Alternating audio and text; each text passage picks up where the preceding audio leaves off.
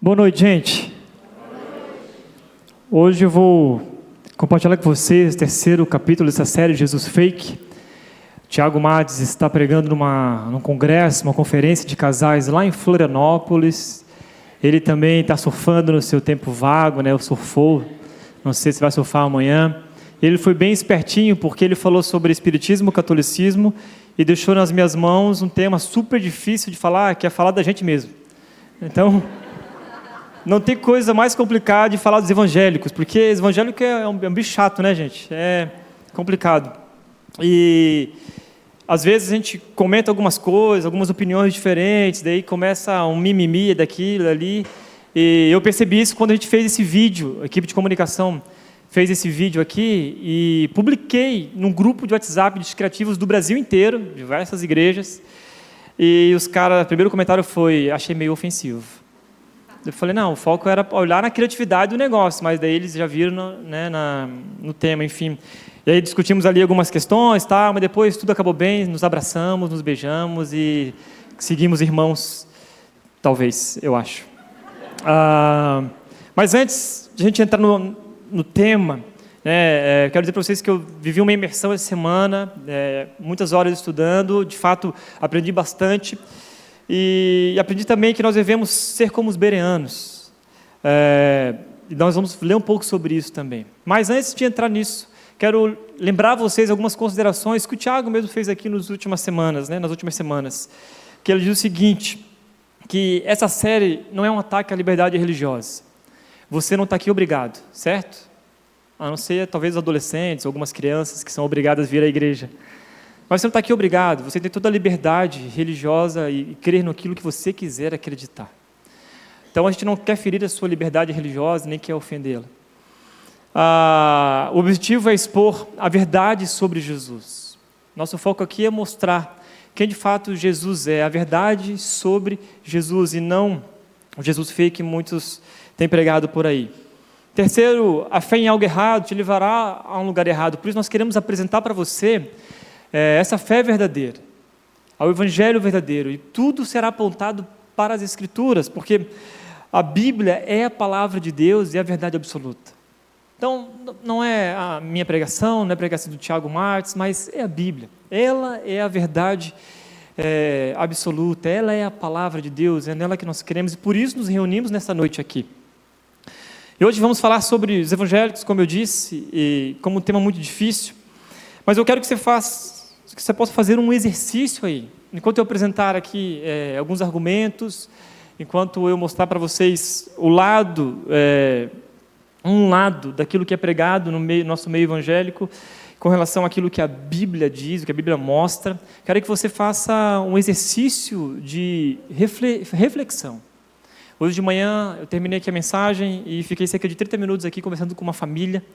Eles não concordavam em algumas coisas e tal, e ficamos batendo papo, e no final eles pediram para que eu pudesse então ajudar com outros textos, outros conteúdos, e para eles pudessem realmente estudar e ver qual era a verdade, se era a verdade a qual eles estavam crendo ou aquilo que nós estamos pregando aqui na rede. E foi muito legal a postura deles, e foram super educados. Então, assim, fica até o final, né? Ouça a mensagem até o fim, anota o que tem que anotar e pede para Deus falar contigo. Pede para Ele se revelar através da Escritura dEle. Não através das minhas falas aqui, mas através da palavra de Deus mesmo. Quando a gente vai ler, quando a gente vai estudar um pouquinho mais sobre isso. Começando com um texto que está em Atos, capítulo 17, versículo 11 e 12. Logo que anoiteceu, os irmãos enviaram Paulo e Silas para Bereia. Chegando ali, eles foram à sinagoga judaica. Os bereanos eram mais nobres do que os tessalonicenses, pois receberam a mensagem com grande interesse. Examinando todos os dias as Escrituras, para ver se tudo era assim mesmo, E creram muitos dentre os judeus, e também um bom número de mulheres gregas de elevada posição, e não poucos homens gregos. Vejam bem, receberam a mensagem com grande interesse, examinando todos os dias as Escrituras, para ver se tudo era assim mesmo. Quem eram os bereanos? Os bereanos, eles eram habitantes da Macedônia, mais precisamente da cidade de Bereia, que foram visitados por Paulo, ali em 52 depois de Cristo. Receberam esse destaque na Bíblia, ao serem chamados de nobres, por conta, primeiro, de ouvirem a palavra com muita atenção. Eles não estavam ali dormindo, né? Eles não estavam ali viajando na maionese, não, eles queriam saber quais são essas boas novas. Eu quero saber o que está pregando, quero ouvir. E segundo, porque eles conferiam tudo que era pregado por Paulo e Silas, eles iam lá e diziam, tá, beleza, legal, amei as suas boas novas, me apaixonei por aquilo que você está falando, agora eu preciso ver se de fato tem a ver com as Escrituras, se está uma interpretação correta do texto. Então eles eram esses caras nobres, né, porque faziam isso. E é interessante que Lucas, que escreve o texto, ele acompanha Paulo nas suas viagens e dá esse destaque para os bereanos, dizendo, olha, eles eram nobres, porque faziam isso. E eles não ficaram chateados, os discípulos não ficaram chateados, né, ao ponto de dar esse destaque em Atos capítulo 17. Ao contrário, eles ficaram felizes, porque tinha gente ali interessada na palavra e que não engolia qualquer coisa. Tinha gente ali que ouvia a mensagem, mas que ia conferir. Vamos ver se isso de fato é da palavra ou não é.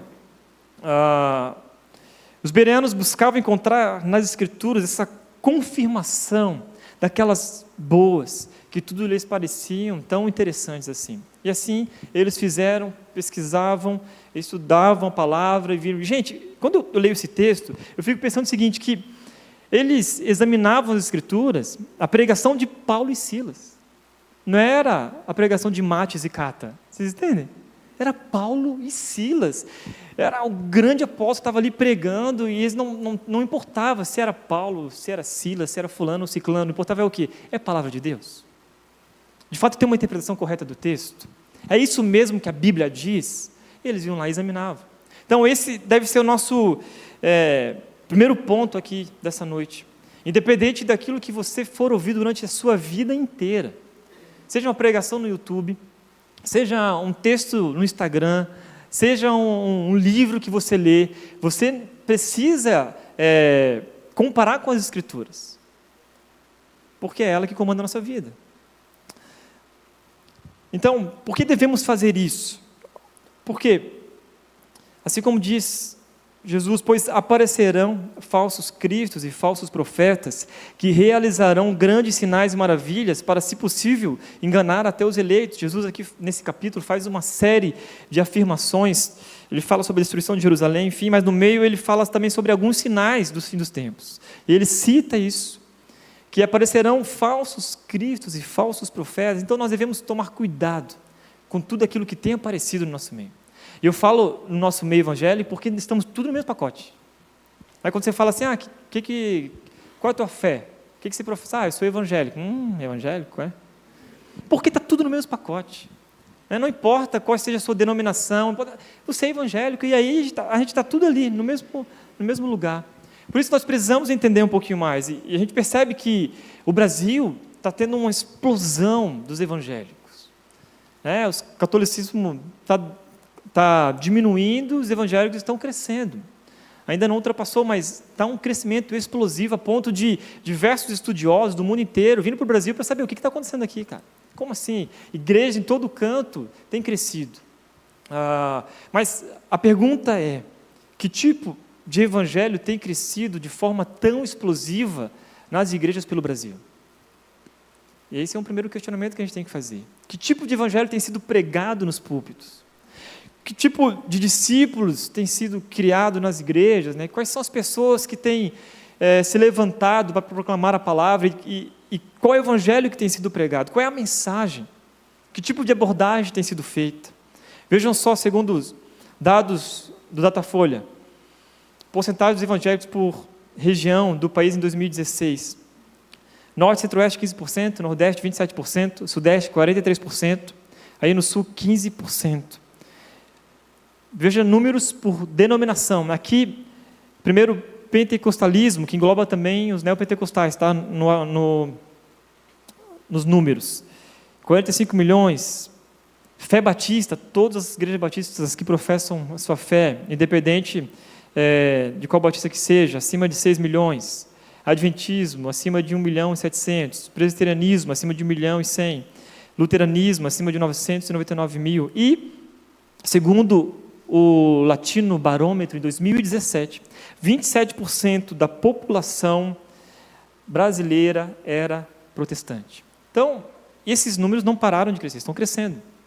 Diz as pesquisas que cresce mais evangélicos do que os católicos, de fé, né, evangélica e católicos. Então, o Brasil está crescendo. Isso a gente se nota em todo canto, em todo lugar, todos os artigos que a gente lê por aí sobre crescimento de igreja, a gente fica espantado que o Brasil está crescendo. Temos até uma bancada evangélica lá no governo.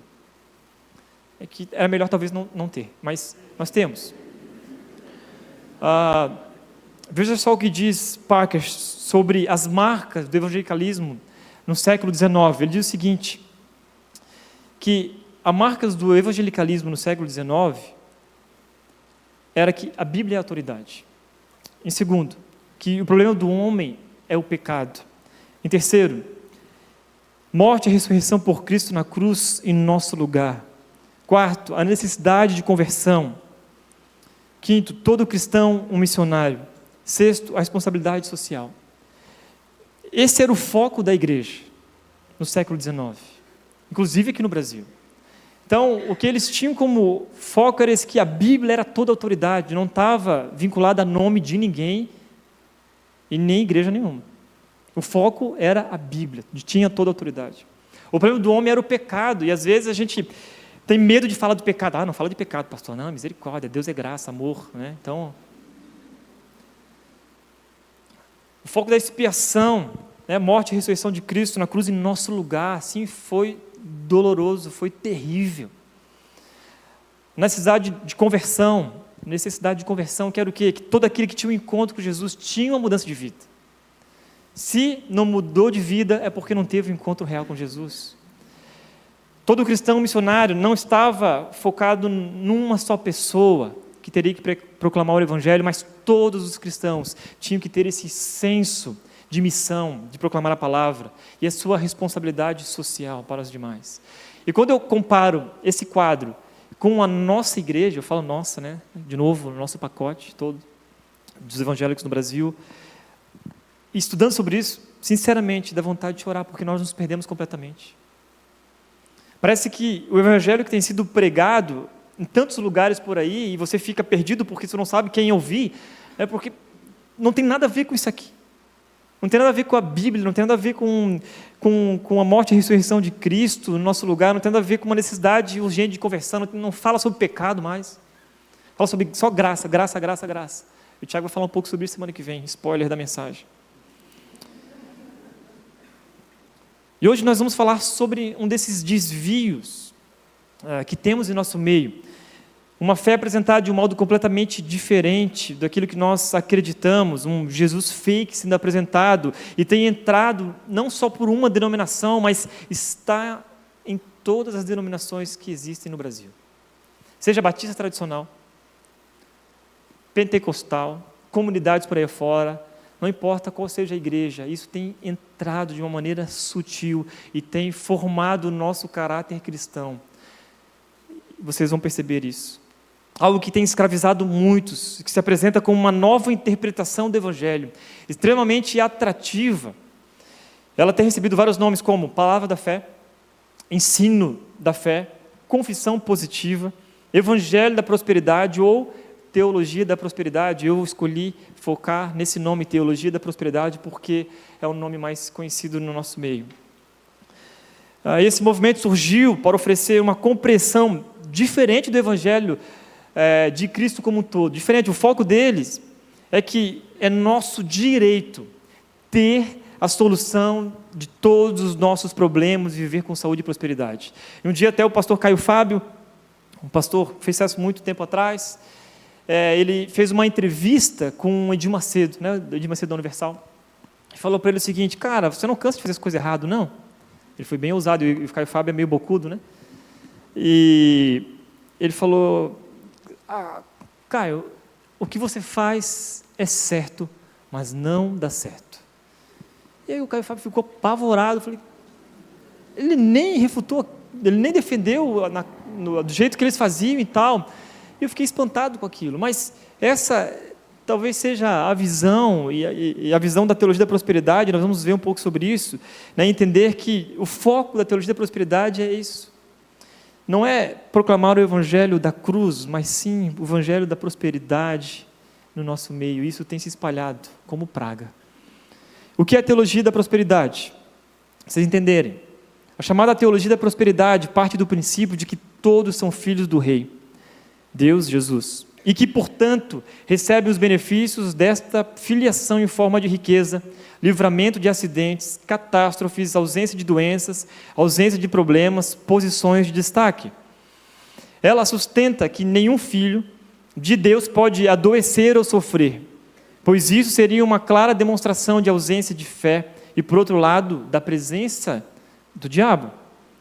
Essa teologia oferece fórmulas para fazer o dinheiro render mais. Então, basicamente é isso, né, que a teologia da prosperidade acredita, e nós vamos comparar o ensino dessa teologia com o que a Bíblia realmente diz. E talvez muitos pastores por onde vocês passaram diz que eles não são da teologia da prosperidade. Eles falam, não, o que nós pregamos aqui não tem nada a ver com a teologia da prosperidade, porque a teologia da prosperidade está queimada, esse termo, né, está queimado no Brasil. Mas, na prática, o que tem sido pregado e ensinado é totalmente teologia da prosperidade.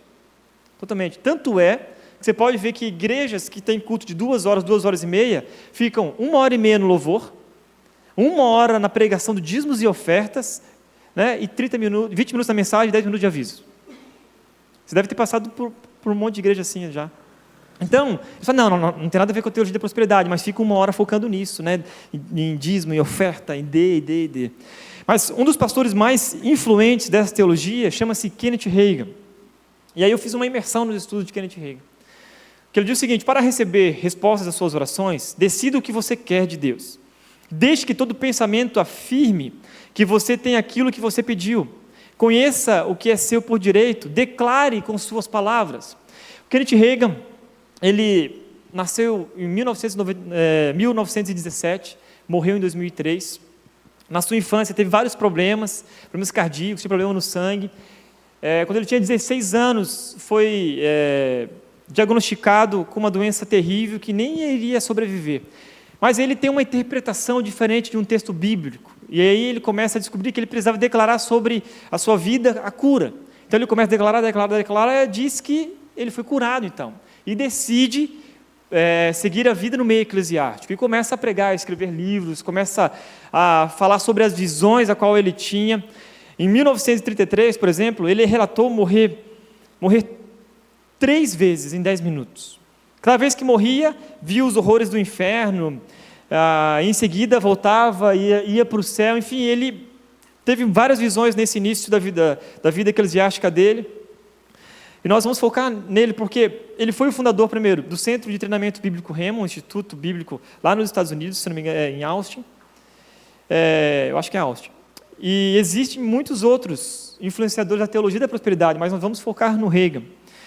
Por exemplo, no Brasil, líderes que são influenciados por ele são o missionário R.R. Soares, a apóstola Valnice Milhomens, o apóstolo René Terranova, o pastor André Valadão, que estudou no Instituto Rema, lá nos Estados Unidos, e ele gravou um vídeo dizendo que toda a sua teologia, as suas canções, tudo tem a ver com aquilo que ele aprendeu no Instituto Rema, baseado em cima dos ensinos do Kenneth Hagin. E existem muitos outros, como Oral Roberts, Joel Osteen, Benny Hinn, inclusive é um dos que propaga muito sobre a teologia da prosperidade.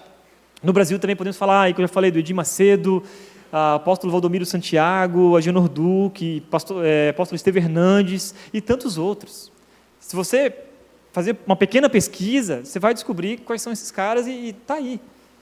Eles pregam mesmo sobre isso. Bem, mas quais são os pensamentos por trás do ensino de Hagin e da teologia da prosperidade, ou podemos dizer confissão positiva, que tem influenciado tantos pelo mundo. E aí eu separei 3. Nós vamos analisar cada afirmação de Reagan e depois comparar essas afirmações com o que a Bíblia diz, tá bom? Primeiro, sobre autoridade. Ele diz o seguinte: Deus tem dado autoridade, unção, a profetas nos dias atuais, como seus porta-vozes. Recebo revelações diretamente do Senhor. Dou graças a Deus pela unção de profeta. Reconheço que se trata de uma unção diferente. É a mesma unção, multiplicada cerca de 100 vezes.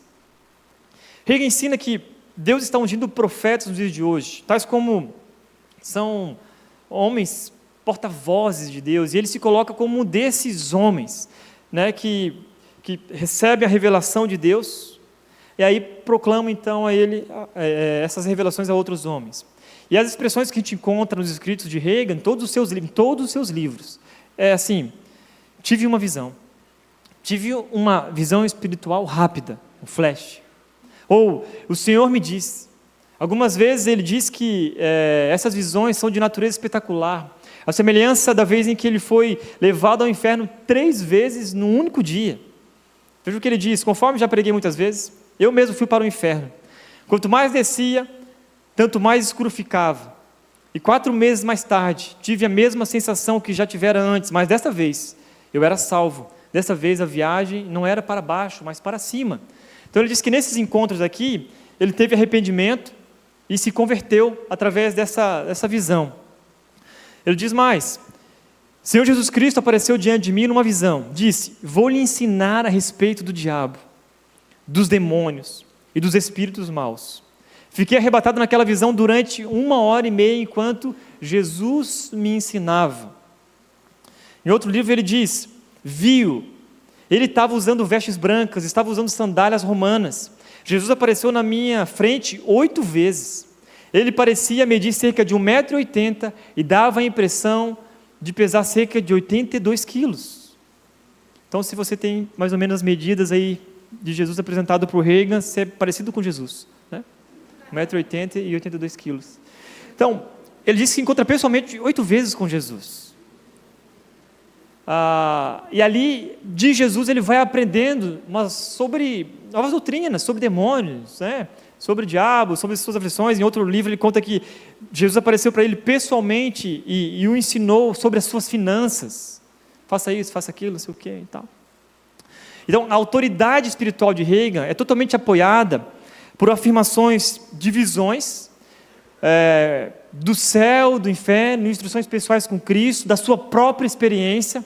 Não tem nada a ver com as Escrituras, ele coloca a sua experiência ali, dizendo que, olha, Deus apareceu para mim, Ele me disse isso, e é assim que nós vamos fazer, é assim que funcionam as coisas.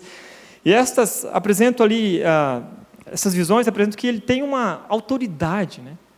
Porque, afinal, essas aparições de Jesus, essas visões que ele tem sobre doutrina, Reagan afirma que, às vezes, em que seus seguidores veem seu rosto brilhar, ou ele está envolto a uma nuvem de glória, é porque Deus apareceu para ele de uma maneira sobrenatural e é uma unção especial que ele tem. Reagan descreve reuniões em que, numa delas, uma mulher levitou a meia altura enquanto dançava. Ela levantou assim como dançava. E a outra ficou fisicamente congelada, paralisada durante 8 horas e 40 minutos, no meio de uma das ministrações. Ele diz ainda que cerca de mais ou menos 45 anos da sua vida e da sua história, ele nunca ficou desanimado, preocupado ou enfrentou alguma luta. Então, gente, o que o Reagan fala nos seus escritos? É para dar base à sua autoridade na fala. Então, ele fala isso e todos os seus sonhos, suas experiências, suas visões, dão para ele uma autoridade espiritual na vida das pessoas. Afinal, poxa, esse cara é um homem de Deus. Ele tem uma visão, Deus fala com ele, Deus se apresentou para ele pessoalmente, cara. Ensinou uma nova doutrina, então ele deve ser incrível. Mas vale notar que Reagan ele não permite, e aí ele conta uma experiência dele, eu vou citar para vocês aqui, que qualquer pessoa o questione sobre suas visões e sobre os seus sonhos. Um dia, a esposa dele mesmo, e mais um pastor, e uma outra pessoa lá de uma igreja, o questionou sobre, cara, será a esposa dele? Você sabe que, né, esposa cutuca mesmo. Eu sei porque quando estava preparando essa mensagem, minha esposa me cutucou bastante. E aí ele falou assim, será que esse negócio é de Deus mesmo? Ele ficou super bravo, irritado. Ele conta que foi para casa, foi orar e tal, orou, e Deus deu uma revelação para ele e disse, pega o teu dedo mínimo, toca na testa de cada um deles. Quando eles caíram no chão, você pergunta se isso é de Deus ou não. Ele fez isso. Ele foi lá, pegou o dedo mínimo dele, dedo mínimo, tocou na testa da esposa, a esposa caiu no chão, buf, como se tivesse levado uma tacada de beisebol. E aí fez isso no outro puf, caiu. Ele chegou próximo deles e falou assim, agora tenta levantar. Ninguém conseguiu levantar. Ele disse, agora você diz que você aceita e confirma que isso é poder de Deus? E todo mundo, sim, sim, sim. Quem não, né? Daí ele disse, sim, sim, sim. Daí ele falou, tocou na pessoa de novo e a pessoa levantou. Ele, em outros livros, ele diz que aquele que questionar, seja pastor ou leigo, será amaldiçoado e receberá a morte, assim como Ananias e Safira. Então, ele tinha toda a autoridade, todo o poder, né? Porque, primeiro, ele diz que a teologia dele vinha direto de Jesus. Direto de Jesus, não das Escrituras, direto de Jesus. Ele pulou toda a parte. Né? E segundo, que ele tinha até o poder para julgar, né, sobre a morte e a vida. E, infelizmente, os pregadores da teologia da prosperidade sempre apoiam a sua autoridade, presta atenção, em suas visões, sonhos e profecias. Você pode perceber. Nunca é a exposição da palavra, interpretação bíblica correta, mas sempre apoiadas naquilo que eles viram, daquilo que eles sonharam, daquilo que lhes apareceu no quarto sozinhos, só com eles. Foi revelado somente a eles. Mas o que a Bíblia diz sobre tudo isso? Sobre essa autoridade dele? Qual é a nossa autoridade? Em quem a gente deve acreditar então? Por que nós estamos aqui hoje? Primeiro, a Bíblia diz que nós devemos não acrescentar nada, nem excluir nada. Declara a todos que ouvem as palavras da profecia deste livro. Se alguém lhe acrescentar algo, Deus lhe acrescentará as pragas escritas neste livro. Se alguém tirar alguma palavra deste livro de profecia, Deus tirará dele a sua parte na árvore da vida e na cidade santa, que são descritas neste livro. Alterar, retirar ou acrescentar qualquer coisa da Bíblia contra a vontade de Deus é algo muito sério. Pois o Senhor é o principal autor e único autor de todas as Escrituras. A palavra de Deus veio dele. E nenhuma outra profecia ou visão, ou qualquer tipo de ensino que a gente possa às vezes vir até nós, dizendo, olha, Deus veio até mim, um anjo me trouxe uma palavra, Jesus me visitou e me disse que agora funciona assim, assado.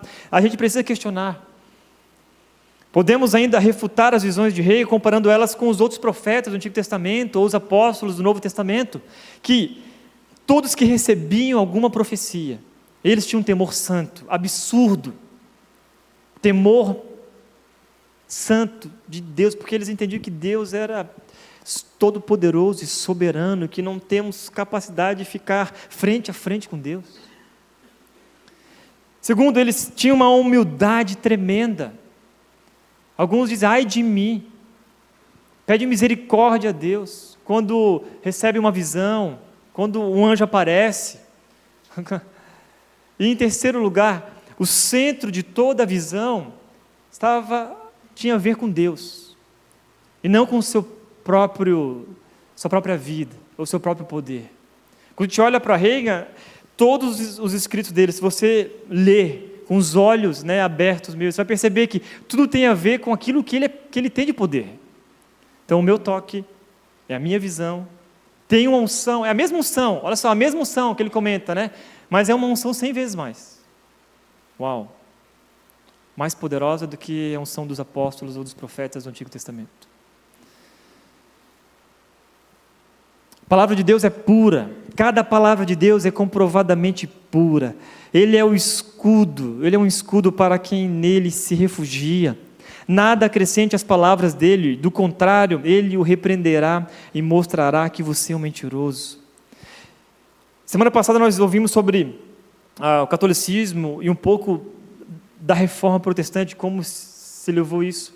E uma das coisas mais incríveis que a reforma protestante nos trouxe de volta foi a autoridade das Escrituras Sagradas. A Bíblia é a fonte de toda a autoridade sobre as nossas vidas. Não tem a ver com Tiago Matos, não tem a ver com Tiago Cata, não tem a ver com Tiago, que é cheio de Tiago na igreja, né? não tem a ver com Kenneth Reagan, não tem a ver com fulano de tal, não tem a ver. A autoridade máxima é a Bíblia, ela é pura e ela é a nossa autoridade. Então, se o Tiago voltar de Florianópolis agora super empolgado, porque no meio das pregações lá ele tentou surfar, não sei se ele conseguiu, mas vai que ele chega, junta a nossa equipe pastoral e diz o seguinte: olha, eu estava lá surfando, na Joaquina, e de repente o mar se abriu. E aí eu vi de longe Jesus numa prancha. Jesus veio até mim.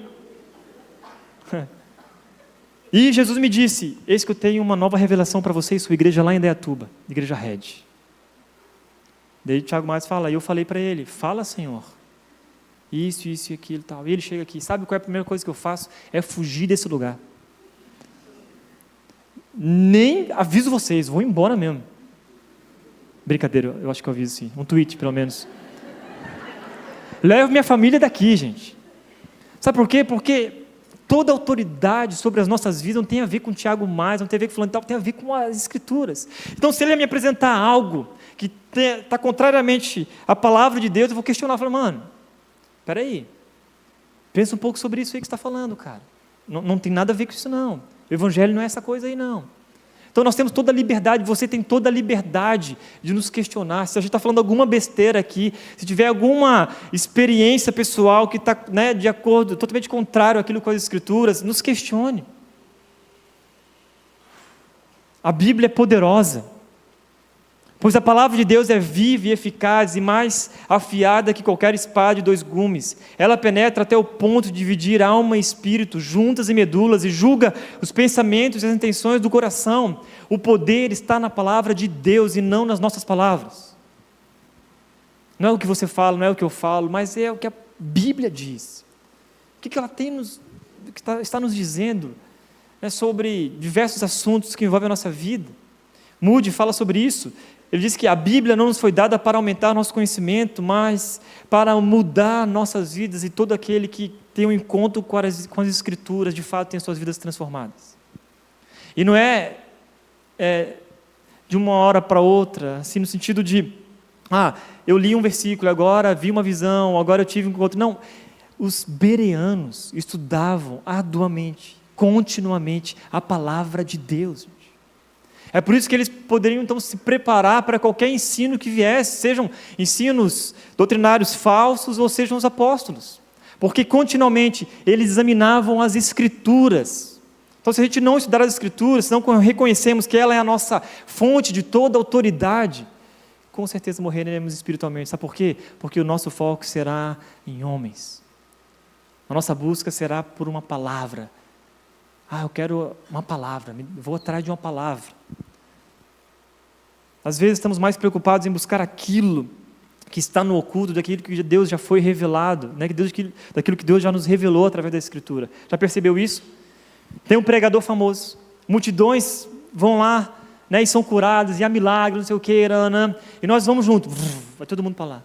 O pregador vem para Indaiatuba, não sei o que, a gente vai, compra ingresso, e vai, né, e assiste o vídeo e tal, e compartilha. Agora é fulano de tal, agora é fulano. E a cada época, quem aqui é mais velho do que eu, por exemplo, vai perceber que em cada época levanta alguém que diz que tem uma nova, agora revelação, uma nova palavra de Deus para a vida das pessoas. E nós estamos mais interessados em ouvir a palavra daquele homem do que estudar a palavra de Deus e ouvir o que Deus tem a dizer através das suas Escrituras. Percebam isso, a gente vai atrás deste movimento de um homem, de uma mulher, de alguém. A gente vai atrás daquilo que ele tem a nos dizer, e daí ele vai lá e conta um monte de história. E ficamos encantados. Uau, cara, eu quero ter experiências como esse cara tem, meu. Sabe por quê? Porque a gente não lê a Bíblia. E por isso a gente não está entusiasmado, a gente não se entusiasma com as Escrituras. A gente se entusiasma mais pelas histórias mirabolantes das pessoas.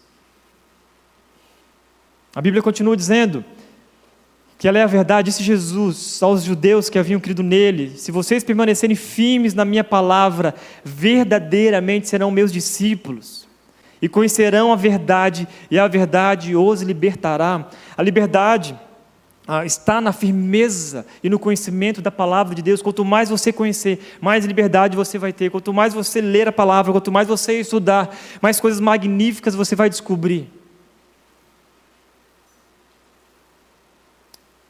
Fica alerta aos falsos profetas. Olha o que diz Deuteronômio capítulo 3, versículo de 1 a 4. Se aparecer entre vocês um profeta, ou alguém que fez predições por meio dos sonhos, e lhes anunciar um sinal miraculoso ou um prodígio, ou se o sinal ou o prodígio de que ele falou acontecer, e ele disser, vamos seguir outros deuses que vocês não conhecem, vamos adorá-los. Não deem ouvidos às palavras daquele profeta, o sonhador. O Senhor, o seu Deus, está pondo vocês à prova para ver se o amam de todo o coração, de toda a alma. Sigam somente o Senhor, o seu Deus, e temam a Ele somente, cumpram os seus mandamentos e obedeçam, sirvam-no e apeguem-se a Ele. Interessante que nesse texto parece que Deus permite que falsos profetas surjam no nosso meio para provar verdadeiramente o nosso amor por Ele. Então, aí é um desafio, e essa série tem muito a ver com isso, né? Nós estamos pregando uma série tão difícil, com temas tão complicados, mas é quase um teste para você. Olha, por que você está aqui? Por que você vem para esse lugar? Você vem para ouvir a palavra de um homem, ou para ouvir a palavra de Deus através das Sagradas Escrituras? É um teste de amor a Deus mesmo. Cuidado com os falsos profetas que estão se levantando, e aí a gente vai atrás desses movimentos, a gente vai, né, com os olhos fechados, vedados, a gente acredita em tudo que as pessoas falam. A Bíblia continua dizendo, e aí é um texto equivalente a esse do Antigo Testamento, está em 2 Pedro. No passado surgiram falsos profetas no meio do povo, como também surgirão entre vocês falsos mestres. Estes introduzirão secretamente heresias destruidoras, chegando a negar o soberano que os resgatou, trazendo sobre si mesmos repentina destruição. Muitos seguirão os caminhos vergonhosos desses homens, e por causa deles será difamado o caminho da verdade.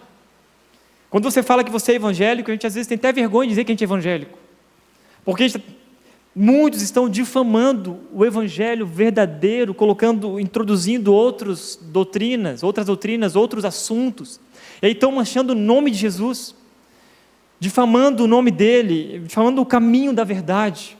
Entenda, não são as minhas palavras, de novo, não é a minha performance, né? Não são os milagres, mas é a palavra de Deus.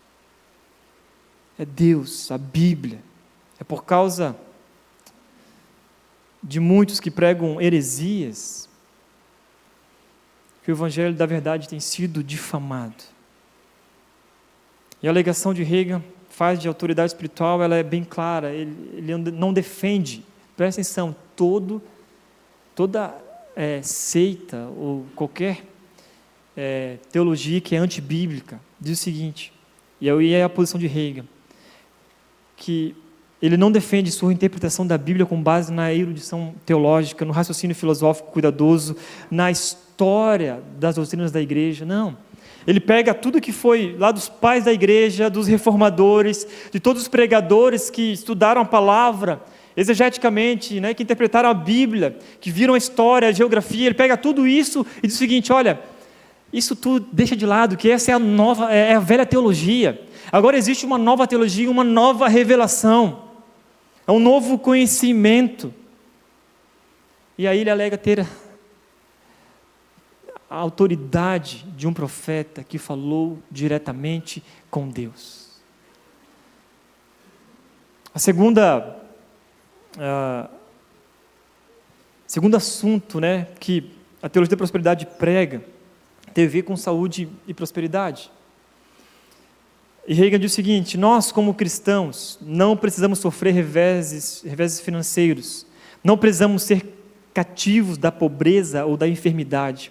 Deus proverá a cura e a prosperidade para seus filhos, se eles obedecerem aos seus mandamentos. Deus quer que seus filhos tenham o melhor de tudo. E aqui está a coluna central, que é saúde e prosperidade. O direito que todo cristão tem, saúde e prosperidade, direito seu. Deus deve isso para você. Olha o que ele diz: muitos cristãos nascidos de novo e cheios do Espírito vivem num baixo nível de vida, vencidos pelo diabo. Na realidade, falam mais do diabo do que em qualquer coisa. Cada vez que contam uma desventura, exaltam o diabo. Cada vez que contam quão doentes se sentem, exaltam o diabo. Ele é o autor das doenças, das enfermidades, não Deus. Cada vez que dizem, parece que não vamos conseguir, exaltam o diabo. Então, a teologia da prosperidade, ela é clara que todo cristão deve gozar, né, de saúde durante toda a vida. Qualquer coisa que esteja aquém disto, há um problema muito sério. O que ele diz? Quais são esses problemas? Primeiro, é porque você não sabe que você tem esse direito. Então a gente precisa revelar isso para você, que você tem esse direito. Segundo, você não contribui devidamente, por isso que a maldição vem sobre a sua vida. Por isso você não é abençoado, porque você não contribui devidamente. Terceiro, você está em pecado. Você está em pecado, cara. Então, por isso que as coisas não estão acontecendo para você. E quarto, é uma ação maligna sobre a sua vida. Domínio de Satanás sobre você. É isso que ele declara. Ele diz, porque pois o diabo, a depressão, a opressão, os demônios, as enfermidades, tudo mais que provém do diabo, está dominando tantos cristãos e até mesmo igrejas. É porque não sabem o que pertence a eles. E outros pregadores da prosperidade, tais como o R.R. Soares, por exemplo, ele diz que o cristão não deve ir ao médico, porque ir ao médico é uma atitude de quem não tem fé. De verdade. Ele diz isso. E os médicos foram destinados apenas aos descrentes. Então, a profissão que eles exercem é um testemunho da bondade de Deus com o mundo pagão. Então, se você é médico, limpa a tua agenda de crente, tá? Por favor, não? Se é médico que está aqui, crente não atende mais, atende só quem não é. É porque o médico, então, se você for ao médico, se você for internado em algum lugar, se fizer alguma, é porque você não tem fé. Ou você está em pecado, ou tem uma ação maligna sobre a sua vida, ou você não está contribuindo, então contribua mais. E é nesse campo das finanças que ele usa o mesmo princípio. Hegel usa o mesmo princípio para a saúde, tanto para as finanças, para a prosperidade. Ele continua, Jesus andou no jumento. Era o Cadillac da época. O melhor, presta atenção, o melhor meio de transporte existente. Os crentes têm permitido ao diabo lesá-los em todas as bênçãos que poderiam usufruir. Não era a intenção de Deus que vivêssemos em pobreza. Ele disse que éramos para reinar em vida como reis. Quem jamais imaginaria um rei vivendo em estrita pobreza? A ideia de pobreza simplesmente não combina com reis. Ele faz um erro grosseiro aqui de estudo da história, porque se você estudar só um pouquinho, assim, só um tiquinho, vai perceber que o jumento foi emprestado para Jesus. E que, segundo, tinha muitos cavalos. Cavalos bem melhores que jumentos. Carruagens, gente. O jumento não era a melhor coisa daquela época, nem que. Ele faz um erro grotesco aqui de interpretação. Reagan diz que Jesus hoje dirigiria, então, esse Cadillac, né, se estivesse desempenhando de fato o seu papel, enfim. Ele continua afirmando, tudo quanto você precisa fazer é dizer a Satanás, tire suas mãos do meu dinheiro. E aí a coisa vai acontecer. Ele continua, você gostaria de ver maiores bênçãos financeiras sobre a sua vida? E todo mundo fala, amém, amém, gostaríamos. Então faça o seguinte, aumente suas contribuições e ofertas, porque as escrituras dizem que a sua colheita será recalcada, sacudida e transbordante. Porque com a medida com quem tiverdes medido, vos medirão também. E esse texto é um erro claríssimo, porque está falando aqui de relacionamento pessoal, de perdão. Não tem nada a ver com finanças. E aí tem uma música muito antiga, que talvez você cantou, porque eu também cantei, tá? Eu nem sou tão antigo assim de igreja. Se você é antigo, cante comigo. Não, brincadeira, não cante. Dê, e Deus te devolverá. Conhece a música? Quem cantou essa música? Alguém?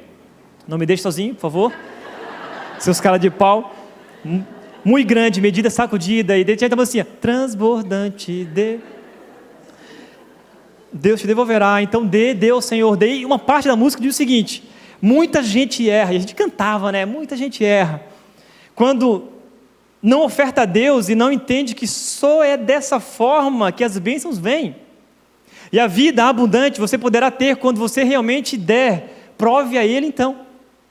E a gente cantava essas canções, igreja batista super tradicional, cantava essa canção lá, no maior ritmo, né? Dê ao Senhor, Um erro teológico terrível. Ele diz, para impedir, e a Bíblia diz, agora, o contraponto disso tudo. Olha só, que o poder de Deus se aperfeiçoa na fraqueza. Está lá em 2 Coríntios 12, 7 e 10. Olha o que o apóstolo Paulo diz, gente. Para impedir que eu me exaltasse por causa da grandeza dessas revelações, presta atenção, tá? Por favor. Foi-me dado um espinho na carne, um mensageiro de Satanás para me atormentar. 3 vezes roguei ao Senhor que o tirasse de mim. Mas ele me disse, minha graça é suficiente a você, pois o meu poder se aperfeiçoa na fraqueza. Portanto, eu me gloriarei ainda mais alegremente em minhas fraquezas, para que o poder de Cristo repouse em mim. Por isso, por amor de Cristo, regozijo-me nas fraquezas, nos insultos, nas necessidades, nas perseguições, nas angústias, pois, quando sou fraco, é que sou forte. Sinceramente, queridos, esse texto já seria o suficiente para a gente mostrar que a teologia da prosperidade está indo num caminho totalmente contrário às Escrituras. Apóstolo Paulo, na visão da teologia da prosperidade, seria o cara mais fracassado de todos. Na visão da teologia da prosperidade, quando a gente olha para a vida do apóstolo Paulo, que não teve um sucesso financeiro, morreu lembra quando ele foi para a cadeia, preso, ele pede que traga alguns livros para ele ler, pede para que as pessoas o visitem, pede para que traga pelo menos um pedaço de cobertor, porque não tinha. Esse era o apóstolo Paulo, o verdadeiro apóstolo, que pregava, por tantos e tantos lugares, e aqui ele se encontra, e ele fala das suas enfermidades, fala do espinho da carne que o atormentava. Ele diz que rogou ao Senhor 3 vezes, mas a resposta de Deus veio o quê? Está curado? Está liberto disso? Não, a resposta de Deus é essa: minha graça é suficiente a você, pois o meu poder se aperfeiçoa na fraqueza. Olha o entendimento do apóstolo. Portanto, eu me gloriarei ainda mais alegremente em minhas fraquezas. Então, quando você estiver fraco, quando você estiver passando por sofrimentos ou por dificuldades, olhe para esse exemplo, olhe para Jesus, olhe para Deus, não para a teologia da prosperidade, que diz para você, se você está assim, é porque você está em pecado, porque é uma ação maligna sobre a sua vida, ou porque isso, porque aquilo, que é contrária totalmente à palavra de Deus. Olha o que diz as Escrituras: os verdadeiros apóstolos não possuíam riquezas. Até agora estamos passando fome, sede e necessidade de roupas. Estamos sendo tratados brutalmente. Não temos residência certa e trabalhamos arduamente com nossas próprias mãos. Quando somos amaldiçoados, abençoamos. Quando perseguidos, suportamos. Quando caluniados, respondemos amavelmente. Até agora nos tornamos a escória da terra, o lixo do mundo. Lixo do mundo. Esse é o verdadeiro evangelho. Não o evangelho do triunfalismo. Não o evangelho que faz de você um semideus. É alguém que tem todo o poder. O apóstolo diz aqui que junto com outros apóstolos passou por fome, sede, falta de roupa, agressões físicas e falta de moradia. Que é isso, gente? E eu li um texto que ele diz que os apóstolos passavam por tudo isso, sabe por quê? Porque não tomaram posse daquilo que eles deveriam ter tomado. E a culpa era totalmente deles. Culpa dos apóstolos. Qual a conclusão que Reagan tira desse nível de prosperidade extremamente baixo? É essa: que a culpa era deles. A culpa era dos apóstolos. Paulo nunca ensinou que os cristãos devem se dirigir a Deus, exigindo dele solução dos problemas, mas devem se voltar para Deus para saber como podem servir com gratidão. E aqui ele diz que por conta disso, ele vivia a sua vida com alegria. Que a Bíblia diz que teremos aflições. Jesus fala sobre isso: eu disse essas coisas para que em mim vocês tenham paz. Neste mundo vocês terão aflições, contudo, tenham ânimo, eu venci o mundo. E a Bíblia está cheia, gente, de homens e mulheres fiéis a Deus, e aqui está cheio de homens e mulheres fiéis a Deus, que estão sofrendo, seja por doença, seja por tribulações, por dificuldades financeiras, problemas na família, cheio de pessoas aqui. E quando a gente olha para o Evangelho da Prosperidade, a teologia da prosperidade, a gente vê as igrejas lotadas, aqueles caras com os ternos brilhantes e bonitos, pregando sobre essa teologia. A gente olha para as pessoas que estão lá embaixo, a gente percebe que todas aquelas pessoas estão ali, com dificuldades financeiras, às vezes buscando uma cura, estão sendo enganadas, porque parece que só os únicos que conseguem serem curados, e os únicos que conseguem ter uma vida financeira estável são os grandes pregadores. Só quem está no púlpito, não a grande multidão. Alguns poucos exemplos serão suficientes para a gente provar o que dizemos aqui, porque olha o que 2 Reis diz, capítulo 3, versículo 14, vai contar sobre Eliseu, que é provocada por uma doença que não identificada. 2 Reis, capítulo 13. Em 2 Coríntios 1, 3, versículos 1, 3 a 11, Paulo fala de uma tribulação sofrida na Ásia. Em Gálatas, capítulo 4, versículo 13, Paulo diz que estava doente. Lembra que a teologia da prosperidade não fala que está doente, que isso está exaltando o diabo. Filipenses 2,30 afirma que Epafrodito quase morreu. Timóteo tinha uma doença estomacal crônica, 1 Timóteo capítulo 5, versículo 23. E um outro cara chamado Trófimo teve que ser deixado para trás por causa de uma doença séria, 2 Timóteo capítulo 4, versículo 20. E tantos outros exemplos, que a gente pudesse ficar aqui batendo papo sobre isso e descobrir, uau, esses caras sofreram, tinham doenças, eram afligidos por tantas e tantas coisas. Como assim? Eram pobres, gente. Eram pobres. À beira, muitas vezes, da miséria. Eram sustentados por outras pessoas. Tinham que trabalhar. Lembra Paulo, fazedor de tenda, tinha que trabalhar, porque para programar... Ele não tinha dinheiro nenhum. A Bíblia diz, seja grato em todas as circunstâncias. Não estou dizendo isso porque esteja necessitado, pois aprendi a adaptar-me a toda e qualquer circunstância. Sei o que é passar necessidade, sei o que é ter fartura. Aprendi o segredo de viver contente em toda e qualquer situação. Seja bem alimentado, seja com fome, tendo muito ou passando necessidade. Tudo posso naquele que me fortalece. O problema é que a gente fica só nesse último, né? Tudo posso naquele que me fortalece. Glória a Deus, vamos lá, isso aí, vamos enfrentar. Mas o foco do texto é, olha, não importa qual seja a sua necessidade hoje, não importa qual seja as suas dificuldades, mas o segredo da vida é viver contente, independente das circunstâncias. Porque nós podemos passar por tudo isso, porque é Deus que nos fortalece. Amém? A Bíblia continua dizendo, não acumule tesouros nesta terra, não acumule para vocês tesouros na terra, onde a traça e a ferrugem destroem, e onde os ladrões roubam e furtam, mas acumulem para vocês tesouros nos céus, onde a traça e a ferrugem não destroem, e onde os ladrões não roubam nem furtam, pois onde estiver o seu tesouro, ali também estará o seu coração. Texto incrível, para ajustar o nosso foco.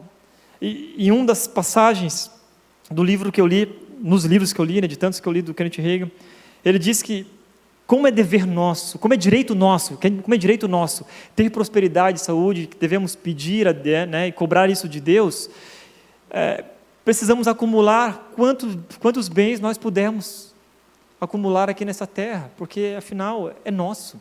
Então aproveite o máximo isso tudo. A gente olha para as Escrituras dizendo assim, olha, não acumule para vocês tesouro nessa terra, onde tudo que se acumular vai embora um dia, e às vezes a gente foca nisso e esquece de acumular tesouros nos céus, de se relacionar mais com Deus, de aprender mais sobre Jesus, e a gente acaba se esquecendo de tudo isso. Em terceiro lugar e último, a teologia da prosperidade, com relação à oração em fé, diz o seguinte, descobri que o modo mais eficaz de se orar é aquele pelo qual você requer os seus direitos. É assim que eu oro, exijo meus direitos, exijo. Até eu ler isso, eu fico, Senhor, misericórdia do que eu estou lendo isso. Não sou eu, Deus. As promessas de saúde e prosperidade, segundo a teologia da prosperidade, é que todas as bênçãos que a gente recebe, ou que a gente deveria receber, elas não são automáticas. A gente precisa proferir. A gente precisa falar palavras, a gente precisa dizer, a gente precisa exigir. Então, eu exijo saúde. Havia uma dor de cabeça, eu exijo que essa dor de cabeça agora vá embora, foi embora, acabou, pronto. Eu quero, o decreto que agora a minha vida será de uma maneira diferente. Tudo é proferido com palavras e com essas exigências. E aqui a gente encontra esses meios ou métodos pelo qual o cristão deve, que eles chamam de ativar o mundo espiritual. Você precisa ativar na esfera espiritual através disso, você precisa proferir a tua palavra. Por isso a questão da confissão positiva. Essas regras e procedimentos, eles dizem que refletem as leis espirituais que regem o mundo, assim como as leis da gravidade, enfim. Veja o que Benihim diz sobre isso. Um dos seguidores aí da teologia da prosperidade: nunca, jamais, em tempo algum, vão ao Senhor e digam: se for da tua vontade, não permitam que essas palavras destruidoras da fé saiam da boca de vocês. Quando vocês oram, se for da tua vontade, Senhor, a fé é destruída, a dúvida espumará e inundará todo o seu ser. Resguardem-se de palavras como essas, que lhes roubarão a fé e os puxarão para baixo ao desespero. Tanto Benihim quanto Kenneth Hagin, eles acreditam nisso, que ao orar, se o cristão falar, se for da tua vontade, isso é uma demonstração de dúvida e falta de fé, não de soberania de Deus. Hagin ainda diz que no Novo Testamento não se encontra nenhuma oração que utilize dessa forma a partícula condicional, se. Eu não sei que Bíblia que ele leu. Então, ele continua dizendo: falei então a Jesus: Senhor, e o que quer dizer a respeito dos cristãos? Tu me dizes que qualquer crente, em qualquer lugar, pode escrever seu cheque de vitória sobre o mundo, a carne, o diabo? Eles mesmos podem fazê-lo? Ele disse enfaticamente: sim. Jesus continuou, Jesus falando para ele: se eles não fizerem, não será feito. Seria uma perda de tempo deles orarem para eu lhes dar vitória. Precisam preencher seu próprio cheque. A ideia é de que todo cristão recebe um cheque assinado por Jesus em branco, e ali nesse cheque em branco você coloca aquilo que você quer. Eu quero 10 milhões, tal. Eu quero isso, tal. E só assim Deus vai responder, porque se você não fizer isso, é o que Jesus disse para Hagin, olha o que Jesus disse, né? Se eles não fizerem, não será feito. Seria uma perda de tempo deles orarem para eu lhes dar vitória. Precisam preencher o cheque. Muitos não sabem ainda que são filhos e filhas de Deus, tanto quanto o próprio Jesus. Nem o próprio Senhor Jesus tem uma posição melhor diante de Deus do que você e eu temos. A gente fala, mas aqui não te rega, teologia da prosperidade e tal, mas esses dias eu vi um vídeo de um pastor aí super famoso, conhecido, que ele diz o seguinte, que Deus confia tanto em você, muito mais do que você confia em você mesmo. Você é poderoso, sabe? Você é poderoso. Deus te deu todo o poder. Então, ativa esse poder aqui, para que você possa receber as coisas a qual você tem de direito. Esse é um dos itens fundamentais da doutrina desses mestres da fé. O homem deve exigir seus direitos e não submeter à vontade de Deus.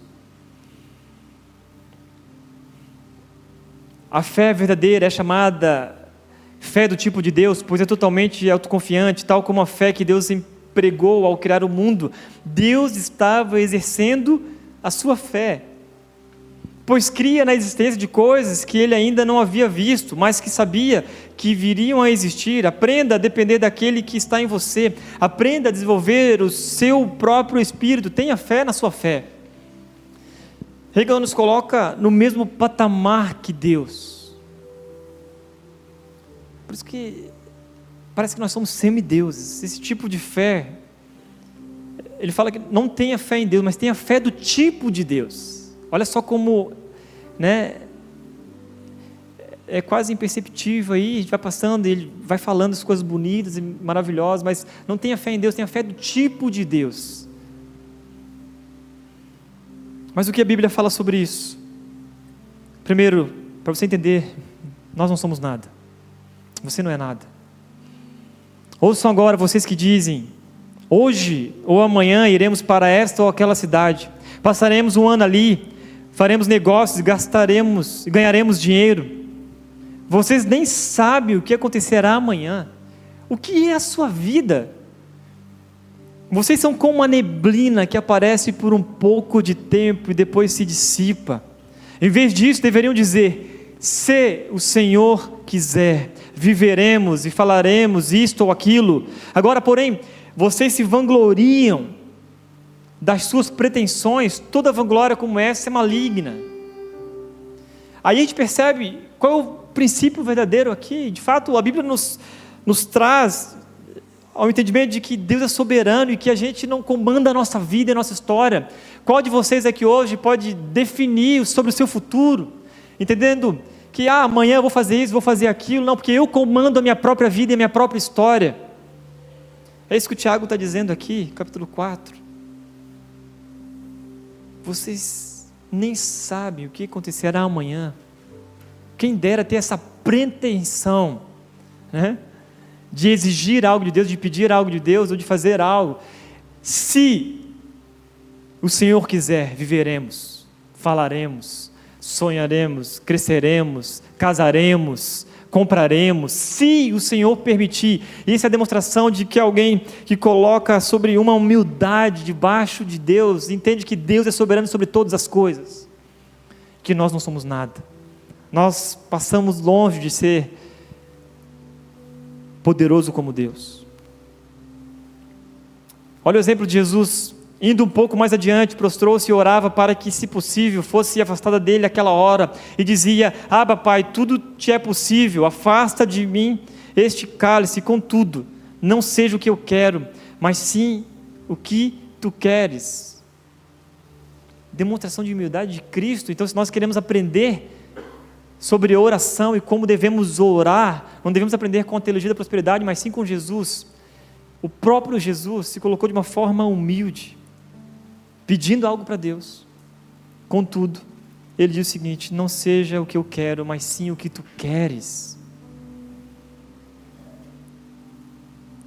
Ele continua nos ensinando: vocês orem assim: Pai nosso que estás no céu, santificado seja o teu nome, venha o teu reino, seja feita a tua vontade, assim na terra como no céu. É o começo da oração do Pai Nosso. Gente, como que Jesus nos ensina a começar uma oração, ao entendimento de que a dele pertence tudo. Às vezes a gente ora: Senhor, seja feita a tua vontade, não a nossa, mas no íntimo está assim: Senhor, seja feita a minha vontade, não a tua. E é isso que a teologia da prosperidade está dizendo: olha, seja feita a minha vontade, porque eu exijo, eu decreto, eu quero, isso me pertence, é meu, me dá. Mas a oração começa com humildade, apontando para Deus, e que seja feita a vontade dEle, tudo tem a ver com Ele. A Bíblia fala sobre a verdadeira fé, em Hebreus 11, texto magnífico. Depois eu quero que você, se você já esqueceu de tudo que eu falei aqui, estuda esse texto. Ora, a fé é a certeza daquilo que esperamos e a prova das coisas que não vemos, pois foi por meio da fé que os antigos receberam bom testemunho. Pela fé entendemos que o universo foi formado pela palavra de Deus, de modo que aquilo que se vê não foi feito do que é visível. Todos esses heróis da fé viveram pela fé e morreram sem receber o que tinha sido prometido. Viram-no de longe e de longe o saudaram, reconhecendo que eram estrangeiros e peregrinos nessa terra. Todos os grandes heróis da fé, que são chamados heróis da fé, Hebreus diz aqui e deixa bem claro que todos aqueles não receberam aquilo que fora prometido, gente. Os caras conhecidos como grandes homens e mulheres cheios de fé. Sabe por quê? Eles entenderam que não era esta terra o lugar deles. Aqui era só de passagem, como peregrinos e forasteiros nessa terra. Mas o entendimento deles estava na terra celestial. Vejam a continuação do texto, um pouco mais, versículos 36 a 39. Pela fé, outros enfrentaram zombaria e açoites. Outros ainda foram acorrentados e colocados na prisão, apedrejados, cerrados ao meio, postos à prova, mortos ao fio da espada, andaram errantes, vestidos de pele de ovelhas e de cabras, necessitados, afligidos e maltratados. O mundo não era digno deles, vagaram pelos desertos e montes, pelas cavernas e grutas. Todos esses receberam bom testemunho por meio da fé. No entanto, nenhum deles recebeu o que havia sido prometido. De novo, o texto cita isso, para deixar bem claro que não tem a ver com a promessa terrena, não tem a ver com os nossos bens materiais, não tem a ver com prosperidade, e nem com a saúde que você tem aqui.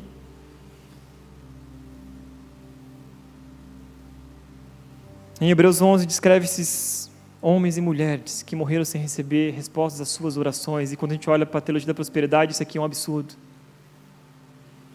Talvez rasgam esse texto, ficam só com o primeiro versículo, fazem uma interpretação errada, porque esses homens, o que aconteceu com eles então no meio do caminho? Sabe, a fé que eles tinham honrou a Deus, porque se manteve firme durante a dificuldade, privações, e a fé que eles tinham era uma fé que confiava em Deus, independente das circunstâncias. Se eu tenho, continuo confiando em Deus, que Ele é todo-poderoso e soberano, comanda a minha história, a minha vida. Se eu não tenho, continuo confiando em Deus Todo-Poderoso, porque Ele é soberano sobre a minha história e a minha vida. É Ele que comanda tudo sobre mim.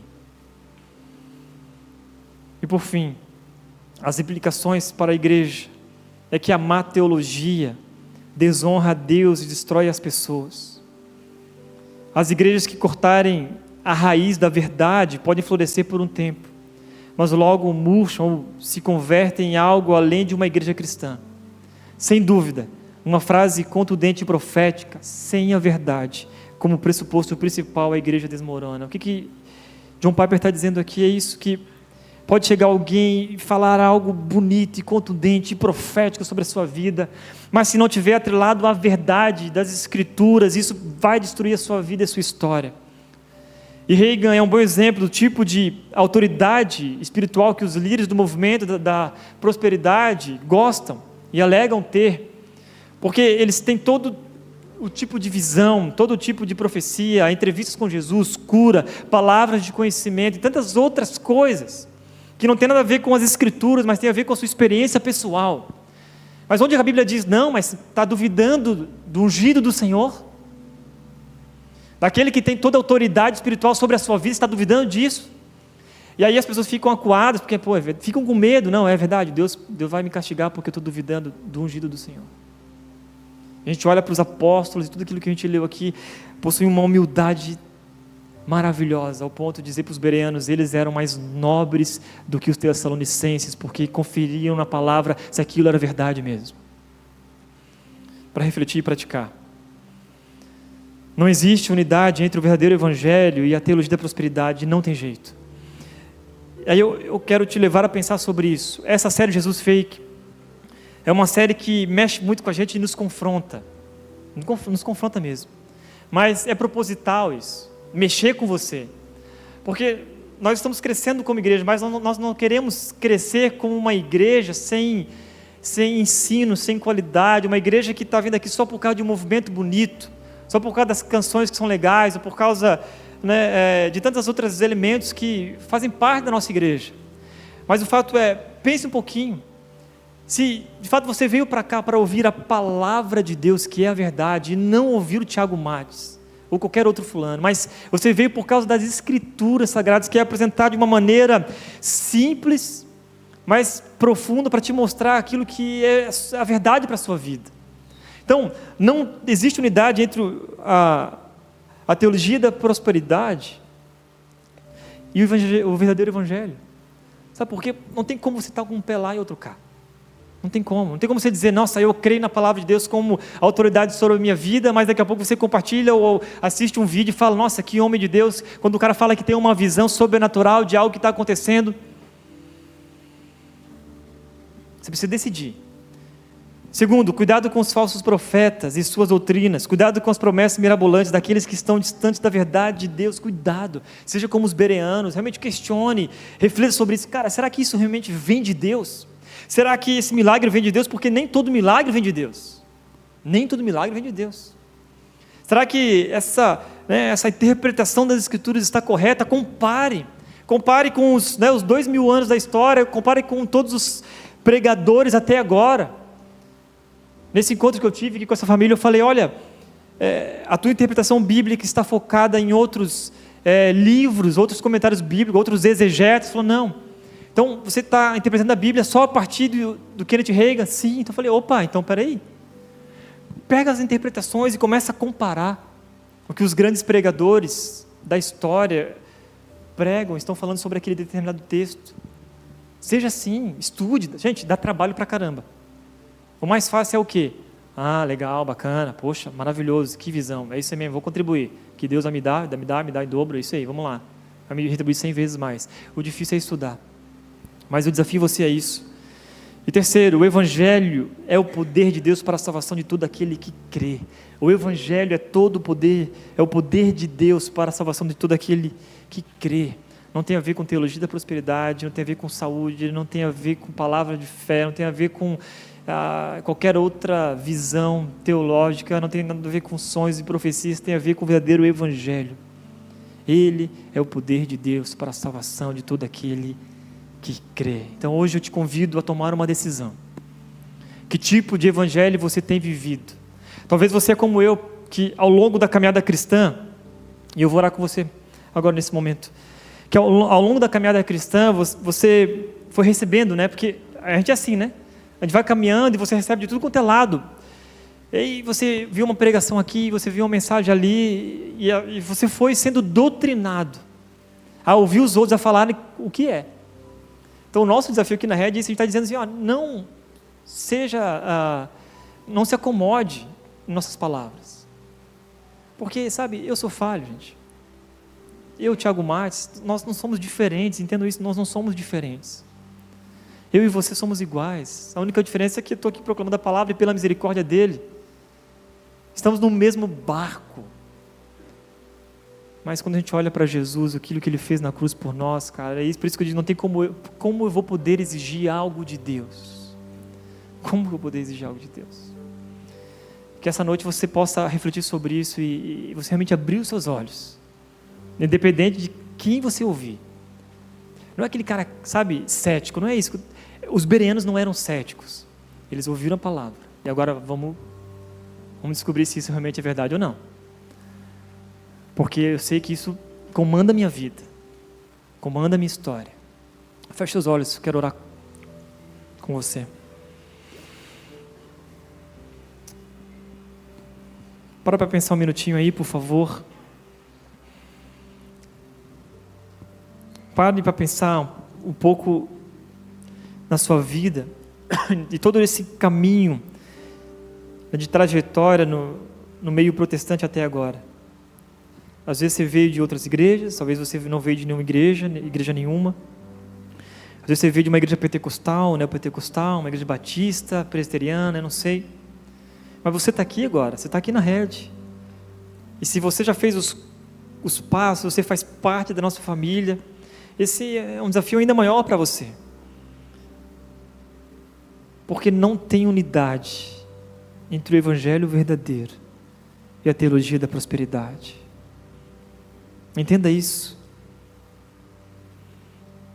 Senhor Jesus, muito obrigado por essa noite. Obrigado, na verdade, pelo dia inteiro, Deus, da exposição da Tua palavra, Pai. O nosso desejo aqui, Deus, como igreja, é fazer com que cada pessoa daqui saia refletindo, Deus, e pensando nas Tuas Escrituras, Pai. Focando em estudar cada vez mais a verdade que nos liberta. Deus, em nome de Jesus, Pai, que cada um aqui, Deus, tenha esse senso de bereano, Pai. Abra os nossos olhos, ó Deus, como igreja, independente de toda a nossa trajetória, todo o nosso currículo até aqui, que possamos, ó Deus, viver o novo de fato, experimentar, ó Deus, o verdadeiro evangelho, às vezes como algo novo, algo diferente, mas que em nome de Jesus, ó Deus, tenha misericórdia de nós, e acima de tudo, Deus, tenha misericórdia do nosso Brasil, Pai, misericórdia das pessoas, ó Deus, que estão sendo escravizadas por uma má teologia, Deus, misericórdia daqueles que estão proferindo essa palavra, que acordem, ó Deus, que abram os olhos. E assim, Deus, nós oramos em nome de Jesus aqui como igreja, Pai. Amém.